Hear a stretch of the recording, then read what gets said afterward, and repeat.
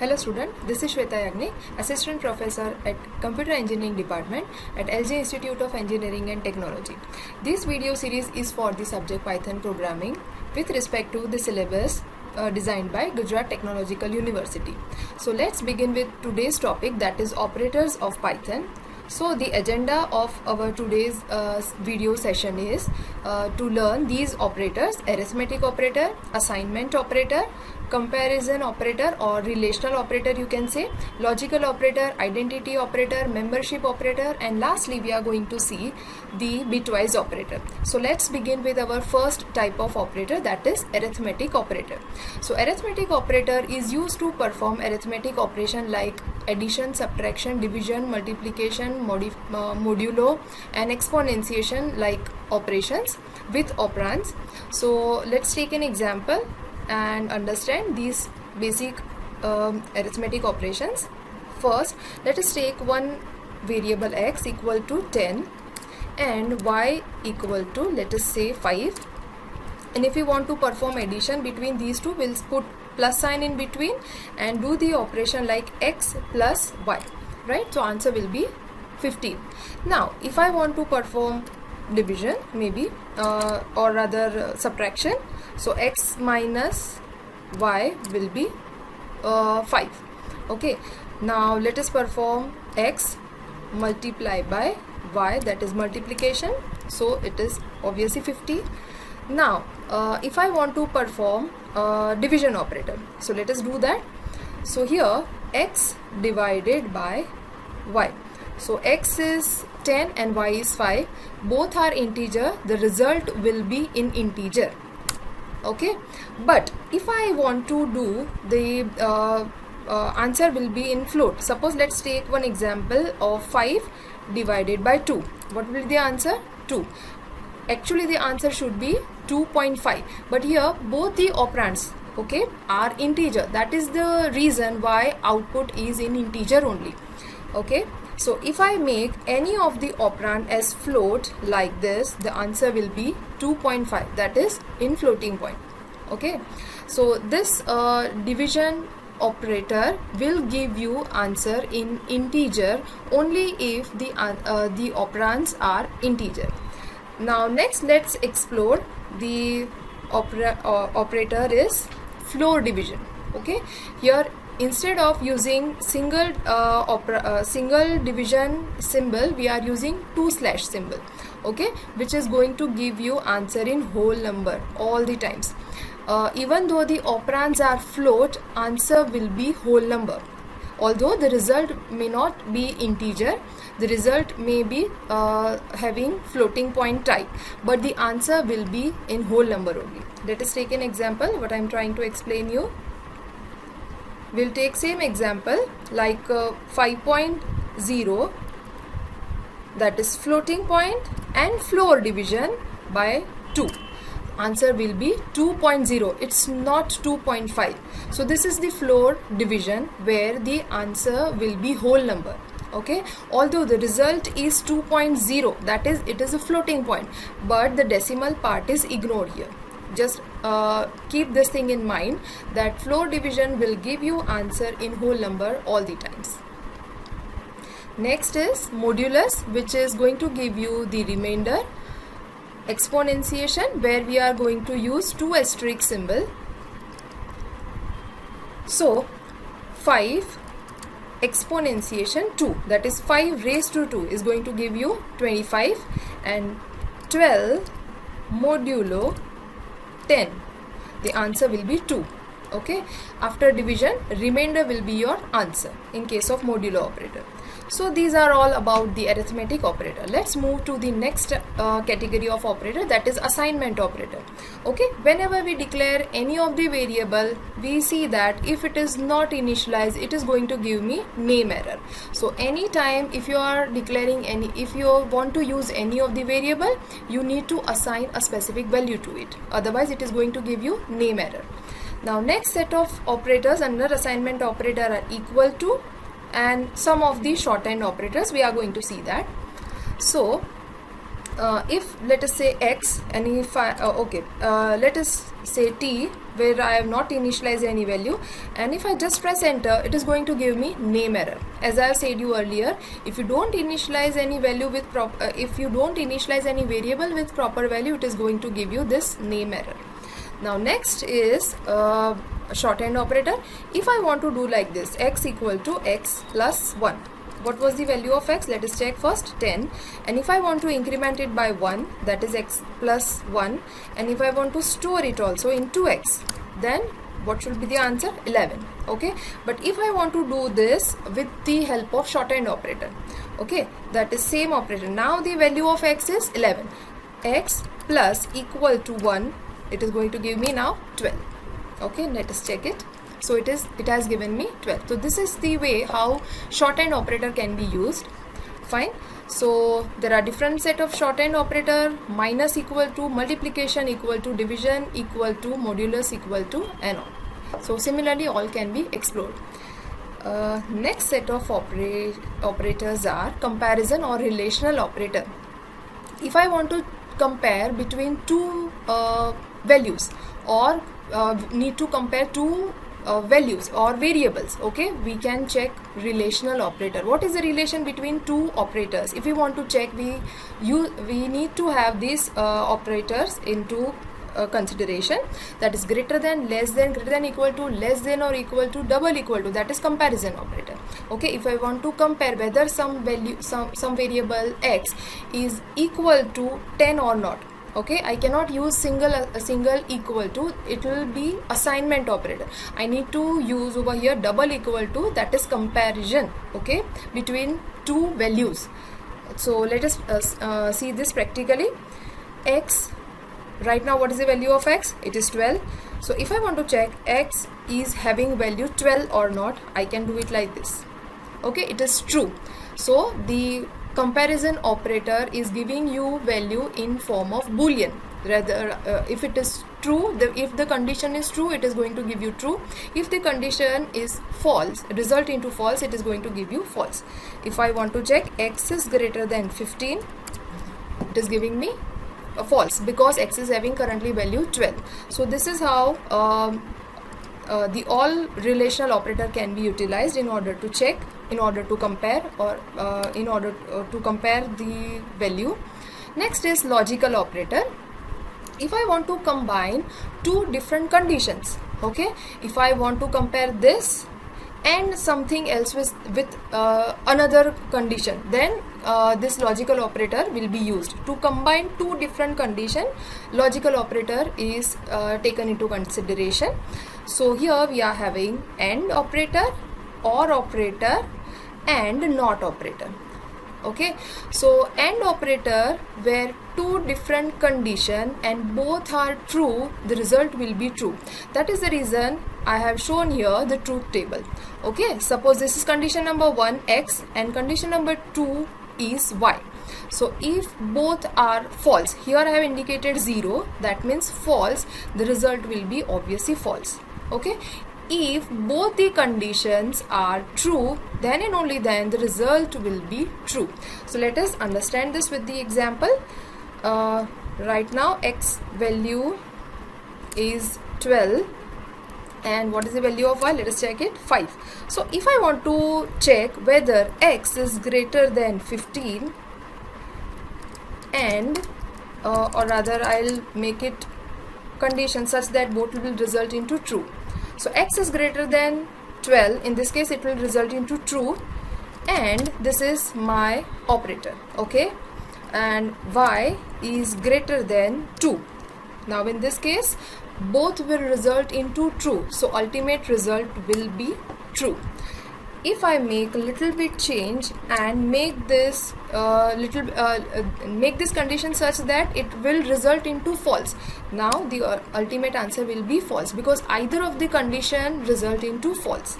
So that is the logical operator, where you can combine two different conditions together. Okay, similarly similarly OR operator can be used, where if either of the operand, if either of the condition is true, the result will be true.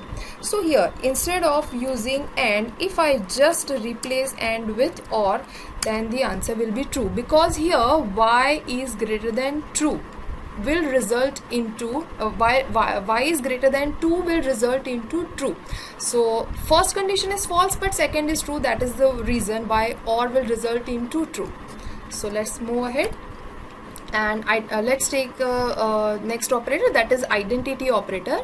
It is used to compare objects, okay, or rather memory locations. It is also used to check the type of operand. So let us understand the identity operator, that is. Okay, here we take one example of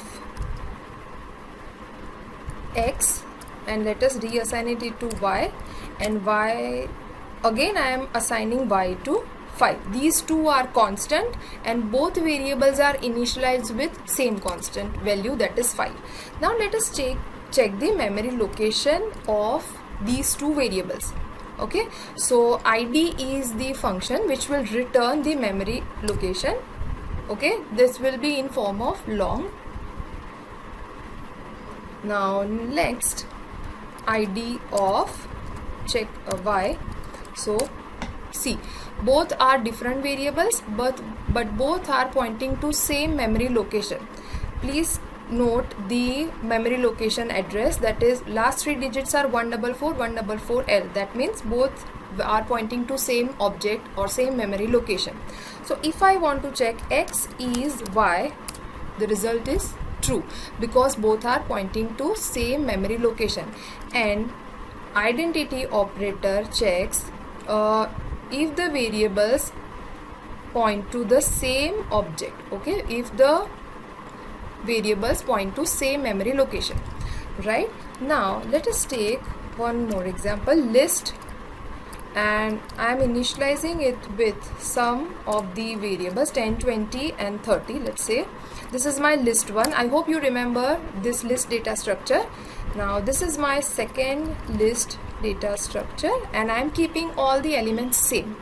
Right, now in earlier example, x and y both are initialized with the same value, that is 5. Here I have made two list variables, that is list 1 and list 2. Both are having same set of elements and even order are same. Okay, now what do you think? What will be the result of list 1 is list 2? It will, sorry, I made some mistake. List 1, I have made wrong variable name, that's why it was giving me error. So here list 1 is list 2 is false. List 1 is list 2 is giving me false because both are not pointing to same memory location. Now how to check whether they are pointing to same memory location or not? Yes, id function will help you out to find out the memory location of list 1 and list 2. So let us check. Id list 1 will give you memory location of list 1, and similarly if I want to check this, now just observe that both are having same set of items but both are pointing to different memory location. So obviously ease is going to give you the comparison between ease is going to give you result based on whether list 1 and list 2 are pointing to same memory location or not. As we can see, both are pointing to different memory locations, and that is the reason it is giving me false. Right, so if the two variables or variables are pointing to constant, same constant, they are going to give you reference to same memory location. But here list 1 and list 2 are not pointing to constant. Okay, they are set of elements, so they are pointing to different memory location although the set of elements are same. Let's go back and move ahead with the next operator, that is membership operator. Now it is used to check the membership of the element into any of the sequence. Now what are sequence? It can be list, or it can be set, or it can be string or tuples. Okay, so let us take one example of string and check the membership operator in. Okay, I am initializing x with a string, suppose hello, right, and I will check whether h in x or not, it is going to give me true. Okay, if I want to check my list 1, I hope you remember list 1 is having 10, 20 and 30. So if I want to check 10 in list 1, it is going to give me true. If I just mention any of the element that is not part of the list, that is 50, it is going to give me false. So it will check the membership into the sequence. Now let us take one more example of dictionary. I hope you remember dictionary data structure. I am declaring one dict with curly brackets, and it will be having a key, colon, and within single quote you may specify some value. Okay, this is my value 1, and key 2 is having another value 2, right? And if I want to check 1 in dict, okay, I am using membership operator in, it is going to give me true.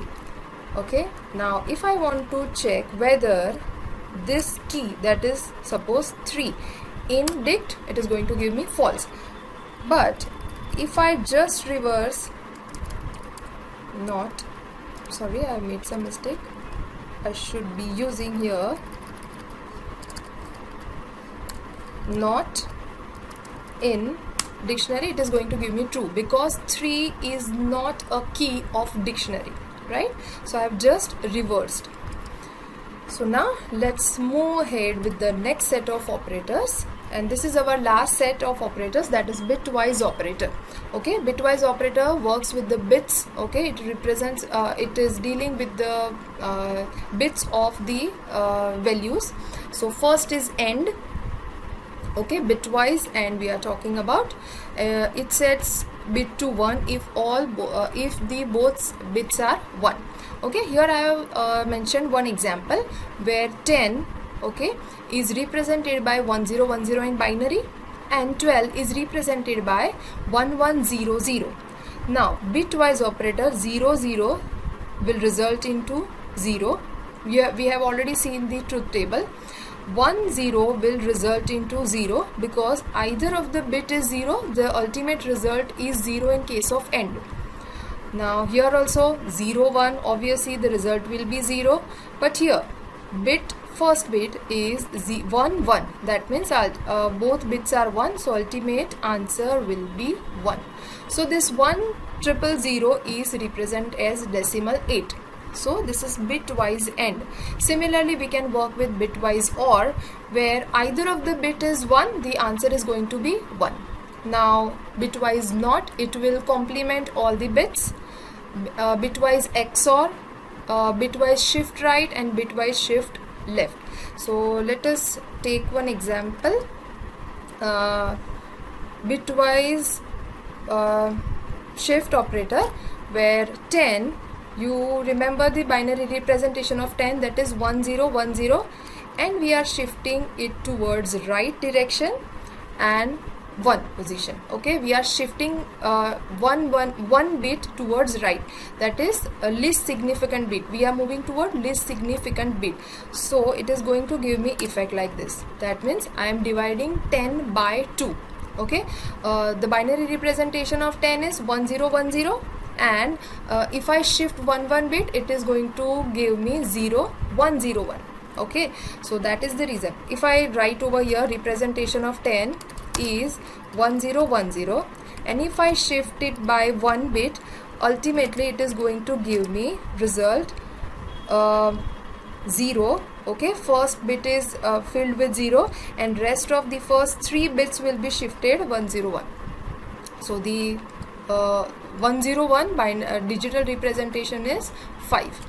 Now next operator is shift left. That means we are shifting our one bit towards left hand side. Okay, and that is we are moving towards most significant bit. Okay, so the representation of 5 in binary is what? 101. Okay, and if we move towards left hand side, it is going to give me, that means if I represented it in 4, 0101. Okay, 1 bit is shifted towards left hand side, it is going to give me 1010. Okay, and what is 1010? It is 10. So if I do something like this, 5 and shift left by 1, it is going to give me digital 10. That means it is same as multiplying 5 by 2. I hope you understood shift left and shift right operator.